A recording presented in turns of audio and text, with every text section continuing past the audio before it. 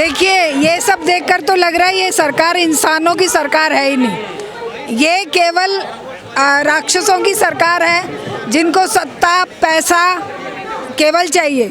इनको ना जनता से कोई मतलब है, ना जो बच्चे आत्महत्या करके मर गए उनसे कोई मतलब है, ना सोनम वांगचुक जी से कोई मतलब है, और ना ही इस पूरी व्यवस्था में जो खामियां हैं ना उन्हें सुधारने से कोई मतलब है। मतलब यहाँ भूख हड़ताल पे लोग बैठे हुए, तबीयत खराब है, कोई फर्क नहीं पड़ता सरकार पे? इस पर फर्क पड़ेगा भी नहीं जब तक ये सारी जनता सड़कों पर नहीं आएगी।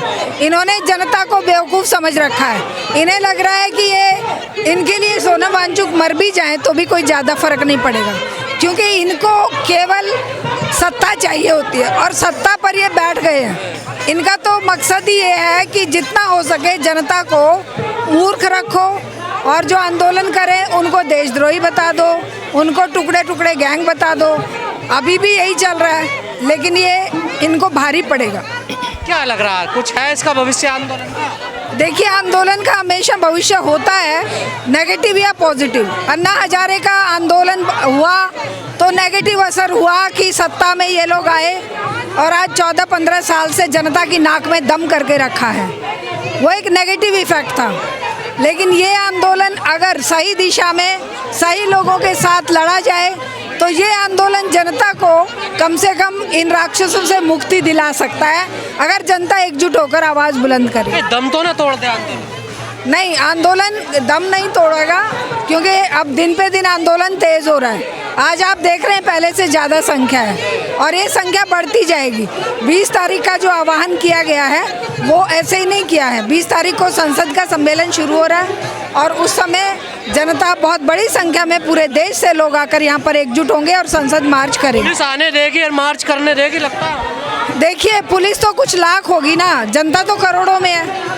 अगर सचमुच में जन आंदोलन खड़ा हो जाता है, जनता खड़ी हो जाती है, तो कुछ लाख लोग क्या करोड़ों को रोक पाएंगे? यही है ना, जन आंदोलन नहीं बन पाया ना, ये देखिए। हाँ, ये एक कमी तो है, लेकिन अब आज़ादी भी तो 200 साल में आंदोलन कर पाई थी ना। आज़ादी भी तो प्राप्त करने में आंदोलन होते हैं, फिर मंदे पड़ जाते हैं, फिर उठते हैं। किसान आंदोलन भी ऐसे ही हुआ। ये भी हो सकता है लंबा चले, लेकिन सोनम वांगचुक जी का जीवन बहुत कीमती है, हमें उसे बचाने के लिए आवाज़ उठानी चाहिए। तो क्या हंगर स्ट्राइक अब तोड़ेंगे? हमारा तो यही कहना है कि इन राक्षसों के सामने अपने आप को कुर्बान कर देने से कोई फ़ायदा नहीं है। इन्हें हंगर स्ट्राइक पर अब थोड़ा ब्रेक देना चाहिए और सब लोगों को इस बात के लिए इन पर दबाव बनाना चाहिए कि आपकी जान बहुत कीमती है, पर्यावरण आप बचाए हैं, आप शिक्षा के लिए काम करे हैं, आप एक विश्व स्तर के वैज्ञानिक हैं, तो आपको इन राक्षसों के लिए कम से कम अपनी जान नहीं गंवानी। जिस प्रकार से विपक्ष के नेता आप सपोर्ट कर रहे हैं और लोग कुछ आ भी रहे हैं, आपको नहीं लगता बड़ी देरी कर दी विपक्ष ने?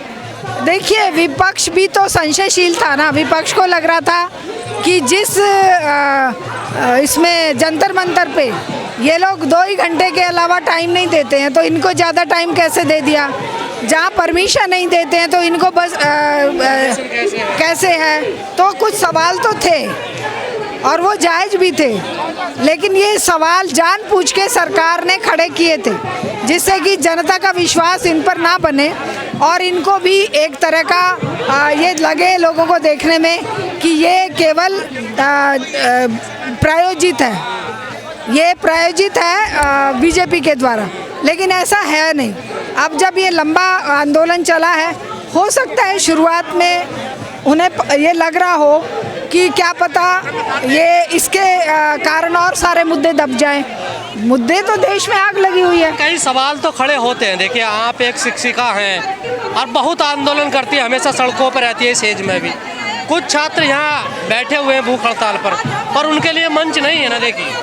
देखिए, ये कुछ व्यवस्थाएं कमियां होती हैं, लेकिन आंदोलन के जज्बे में कोई कमी नहीं है। आंदोलन अपने आप में जिस उद्देश्य को लेकर चल रहा है और जिस तरीके से चल रहा है, उस तरीके में कुछ कमियां हो सकती हैं, लेकिन आंदोलन का उद्देश्य बहुत बड़ा है और ये जन आंदोलन जनता को इस शिक्षा की जो हालात हैं उनसे मुक्ति दिलाने में सफल ज़रूर होगा।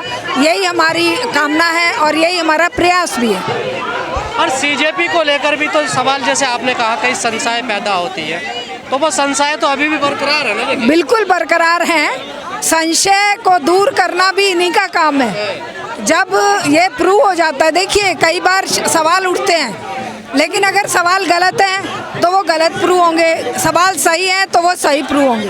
तो अब ये सवाल जो है वो जो पहले संशय था वो गलत प्रूव हुआ। पहले ये संशय था कि शायद बीजेपी करवा रही है, लेकिन अब ये साबित हो गया कि बीजेपी करवाती तो इनकी जान तक मुसीबत नहीं आती। बीजेपी हो सकता है कुछ दिनों में समझौता कर देती, लेकिन अब लग रहा है कि ये जान पूछ के इनकी जान लेना चाहते हैं, क्योंकि सोनम वांगचुक लद्दाख के लिए लड़ रहे हैं, चाइना पर सवाल उठा रहे हैं और बगैर विचार क्लियर करे लगता है आपको सामने वाले को हरा सकते हैं। देखिए ये बात आपकी बिल्कुल जायज़ है, सैद्धांतिक रूप से क्लैरिटी होनी चाहिए। दूसरी बात, संगठनात्मक रूप से मजबूती होनी चाहिए। और तीसरी बात, एकदम से आंदोलन शुरू करने की बजाय पहले जनता को एकजुट करना बनता है। जनता के बीच में जाकर उस बात को जनता का साथ लेना बनता है। लेकिन परिस्थितियां कुछ ऐसी थी कि ये बाहर रहते थे और जो इन्होंने सीजेपी भी मजाक में बना ली। अगर ये शायद पार्टी का नाम ना होता तो हो सकता है कि ज़्यादा विद्यार्थी जुड़ते, ज़्यादा हम जैसे लोग और ज़्यादा जो संगठन है, हम तो समझ रहे थे कि शिक्षा का मुद्दा है, हमें तो इसके साथ खड़े होना है। लेकिन कुछ लोगों को लगा कि ये राजनीतिक एजेंडा है, इसलिए लोगों के दिलों में थोड़ा सा। राहुल गांधी तो युवाओं की बात करते हैं ना, तो ये भी तो युवा ही है, यहाँ क्यों नहीं आ रहे राहुल गांधी? हमने सुना तो है कि वो आने वाले हैं, क्योंकि कल मैं किसी सोशल मीडिया में देख रही थी कि उनके आने की बात है। तो अगर वो आते हैं तो एक अच्छी बात होगी और पूरा विपक्ष एकजुट होकर इस आंदोलन को आगे बढ़ाए और सबसे बड़ी बात, सोनम वांगचुक जी की जान बचाए। जिस तरीके से आंदोलन चल रहा है, आपको लगता है दबाव बन रहा है सरकार पे? बिल्कुल बढ़ रहा है। बेशरम सरकार है। किसान आंदोलन में भी तो वो मतलब डिक्लेयर थोड़ी करते हैं कि हम डरे हुए हैं, लेकिन डरते तो हैं। एक ही चीज़ है, जनता की ताकत, जिससे सरकारें डरती हैं और अभी भी सरकार डरी हुई है। ये दिखावा नहीं करते, ये मतलब अंदर अंदर डरपोक हैं। तभी तो प्रधानमंत्री हर दिन बाहर। पास बहुत बड़ा हथियार है ना, हिंदू मुस्लिम का, धर्म का, जात का, उसकी तो काट है नहीं ना हम लोगों के पास। नहीं, काट है ना, ये जन आंदोलन उसकी काट है। यहाँ पर कोई दिख रहा है आपको हिंदू मुसलमान की बात करता हुआ? यहाँ कोई किसी की जात पात धर्म कोई कुछ नहीं है। यहाँ सब एक मुहिम को लेकर चल रहे हैं और मुहिम है शिक्षा बचाने। यही दुर्भाग्य, सब नहीं है ना, कुछ ही लोग है ना। सब होने चाहिए थे लेकिन सब नहीं है ना। देखिए फौज तो सबके लिए सेम है ना, ये देखिए पढ़ाई तो सबको चाहिए ना। बिल्कुल, यही एक कमी है जिसके कारण ये जो फासिस्ट सरकार है इसको ताकत मिल रही है। हमारा ये प्रयास है कि हम ज़्यादा से ज़्यादा लोगों को इस आंदोलन में लाएं, इस आंदोलन से जोड़ें, क्योंकि शिक्षा इस समाज की रीढ़ है। उस रीढ़ को इन्होंने तोड़कर चकनाचूर कर दिया है और इसीलिए हमारी जो all India save education committee है, देश भर में आंदोलन 5 साल से, जब से एनईपी आई तब से लड़ रही है। एनटीए के खिलाफ, हर रोज़ पेपर लीक के खिलाफ, हर दिन जो नौकरियों के लिए एग्ज़ाम होते हैं वो लीक हो जाते हैं, वो भ्रष्टाचार की भेंट चढ़ जाते हैं। तो इन सब के लिए हमारी लड़ाई जारी है और ये आंदोलन भी उसी को लेकर है। तो हम चाहते हैं कि जनता ज़्यादा से ज़्यादा, बड़ी से बड़ी संख्या में यहाँ पर आए। 20 तारीख को लेकर क्या विचार है आपको, क्या होगा? 20 तारीख को बड़ी संख्या में लोग पहुँचेंगे। आपको याद है एक बार जब पहलवान आंदोलन चल रहा था तब भी संसद मार्च हुआ था। लाख कोशिशों के बावजूद भी जनता पहुंच गई थी, जंतर मंतर से लेकर और इंडिया गेट तक। तो हो सकता है कि अब पहुंचे जनता और जनता एकजुट हो। ये तो उससे बड़ा आंदोलन है। पहलवानों का आंदोलन तो इतने दिन नहीं चला था, इतने लोग नहीं थे।